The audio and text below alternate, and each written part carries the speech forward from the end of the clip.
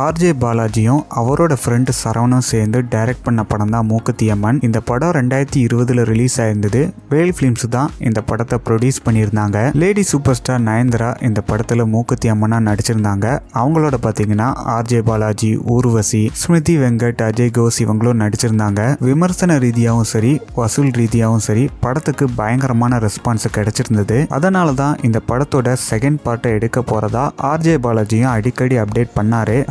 Second பார்ட்ல நயன்தாராவுக்கு பதிலாக த்ரிஷாவை நடிக்க வைக்க போறேன்னு சொல்லியும் அப்டேட் பண்ணிக்கிட்டு இருந்தாரு. நயன்தாரா அதிகமான சம்பளம் கேட்குறாங்க அப்படின்னு சொல்லி நியூஸ் மீடியால ஒரு டாக் போய்கிட்டு இருந்தது. ஸோ அதோட ரீசனாக தான் த்ரிஷா இந்த படத்துல நடிக்கிறதா இருந்தது. ஆர்ஜே பாலாஜி இந்த படத்தை ஆரம்பிக்கிறதுக்கு முன்னாடியே வேல் ஃபிலிம்ஸ் பார்த்தீங்கன்னா மூக்குத்தி அம்மன் 2 படத்துக்கான அஃபிஷியல் அனௌன்ஸ்மெண்ட்டை கொடுத்துட்டாங்க. இதுலேயும் லேடி சூப்பர் ஸ்டார் நயன்தாரா தான் நடிக்கிறாங்க. வேல் ஃபிலிம்ஸோட சேர்ந்து ரவுடி பிக்சர்ஸ் அதாவது விக்னேஷ் சிவனும் சேர்ந்து தான் இந்த படத்தை ப்ரொடியூஸ் பண்றாரு. ஆனா படத்தோட டைரக்டர் ஆர்ஜே பாலாஜி கிடையாது, வேற ஒரு டைரக்டரை வச்சு தான் இந்த படத்தை எடுக்க போறாங்க. மூக்குத்தி அம்மன் டைட்டிலோட ரைட்ஸ் வேல் ஃபிலிம்ஸ் கிட்ட இருக்கு அப்படிங்கறதுனால டைட்டில் அவங்க எடுத்துக்கிட்டாங்க. ஸோ ஆர்ஜே பாலாஜி மாசாணி அம்மன் அப்படிங்கிற டைட்டில்ல த்ரிஷா வச்சு அடுத்த படத்தை எடுக்க போறாரு.